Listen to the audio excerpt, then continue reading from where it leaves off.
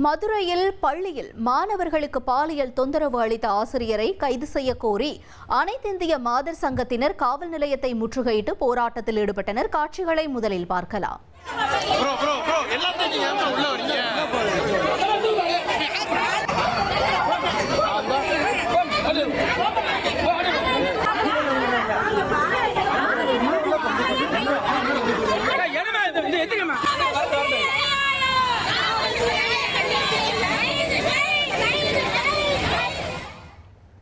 கூடுதல் தகவல்களை செய்தியாளர் ஜெகநாத் வழங்கிட கேட்கலாம். ஜெகநாத், வணக்கம். இந்த பாலியல் தொல்லை சம்பந்தமான தகவல் என்ன? தொடர்ந்து இந்த போராட்டம் தொடர்பான தகவல்களையும் பகிர்ந்துக்கோங்க.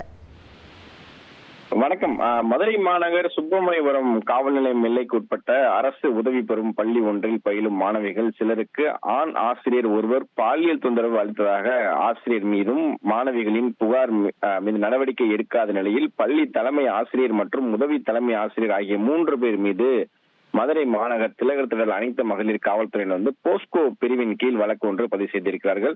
இது தொடர்பான வழக்கு விசாரணை நடைபெற்று வரும் நிலையில மாணவிகளுக்கு பாலியல் தொந்தரவு அளித்த ஆண் ஆசிரியர் ஜெயராமனை கைது செய்ய கோரி அனைத்திந்திய மாதர் சங்கம் மற்றும் இந்திய ஜனநாயக வாலிபர் சங்கத்தினர் ஆகியோர் இணைந்து தற்போது மதுரை மாநகர் தெற்குவெளி பகுதியில் உள்ள அனைத்து மகளிர் காவல் நிலையத்தை முற்றுகையிட்டு போராட்டத்தில் ஈடுபட்டார்கள்.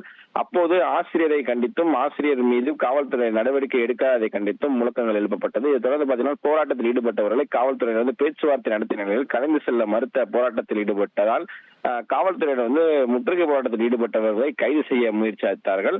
அப்போது போராட்டத்தில் ஈடுபட்டவர்கள் காவல்துறையினர் இருவரும் தரத்தரவென இழுத்து சென்று கைது செய்த போது காவல்துறையினர் மற்றும் போராட்டத்தில் ஈடுபட்டவர்களிடையே வாக்குவாதம் ஏற்பட்டது. பின்பு அனைவரையும் காவல்துறையினர் கைது செய்து அவர்கள் காவல் நிலையத்துக்கு அழைத்து சென்றனர் என்பது குறிப்பிடத்தக்கது.